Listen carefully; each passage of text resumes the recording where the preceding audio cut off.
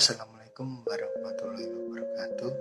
Perkenalkan, nama saya Muhammad Fitro Akbar Al-Azhar, NIM 198037, dari Prodi Pendidikan Jasmani, Angkatan 2019A, Kampus STKIP PGRI Jombang. Saya akan menerangkan tentang perencanaan pembelajaran pendidikan jasmani. Pengertian perencanaan pembelajaran. Perencanaan pembelajaran adalah merupakan catatan hasil pemikiran awal seseorang guru sebelum mengelola proses pembelajaran. Jadi di sini seorang guru itu harus pintar-pintar untuk menyusun rencana untuk belajar bagi siswa agar tujuan belajar yang disepakati sejak awal itu dapat terwujud dengan mudah dan maksimal. Peranan perencanaan pembelajaran ini sangatlah penting bagi sebuah pembelajaran. Ketika perencanaan pembelajaran ini baik, bisa dipastikan proses pembelajaran juga ikut baik.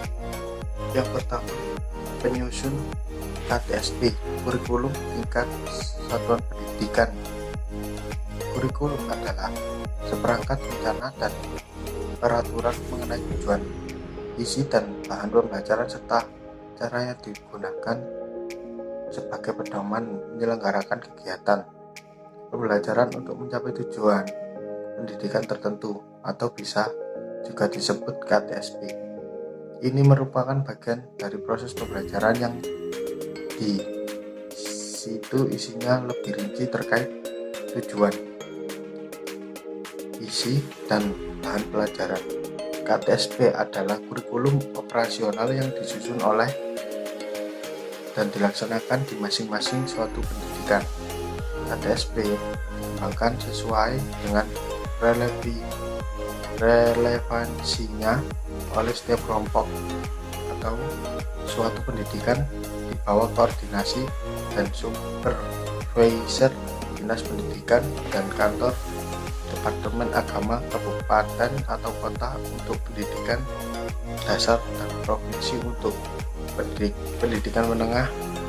Pengembangan KTSP mengacu pada SI dan SKL dan berpedoman pada panduan penyusun kurikulum yang disusun oleh BSNP serta memperhatikan pertimbangan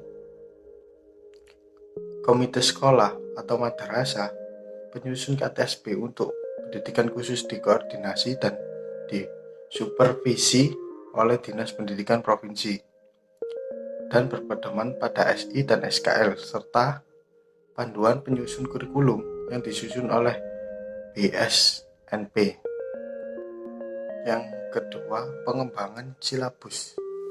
Silabus adalah rencana pembelajaran pada suatu dan kelompok mata pelajaran atau tema tertentu yang mencakup standar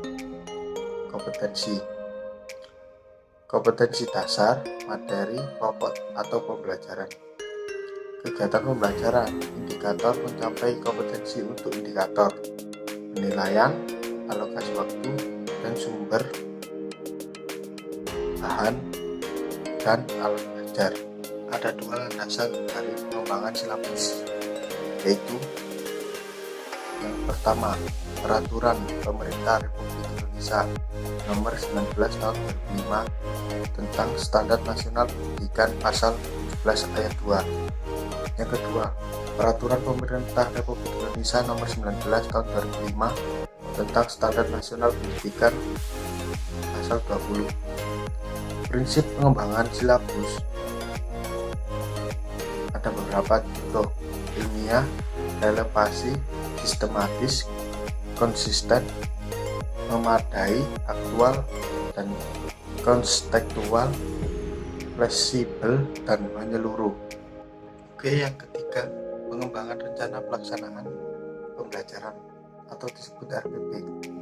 Rencana pelaksanaan pembelajaran adalah rencana yang menggambarkan prosedur dan pengorganisasian pembelajaran untuk mencapai suatu kompetensi dasar yang ditetapkan dalam standar isi dan telah dijabarkan dalam silabus.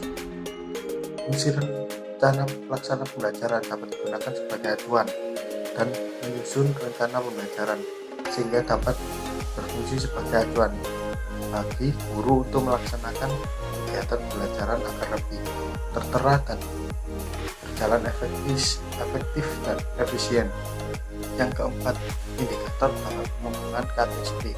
Indikator merupakan penanda mencapai KD yang ditandai oleh perubahan perilaku yang dapat diukur, yang mencakup sikap, pengetahuan, dan keterampilan.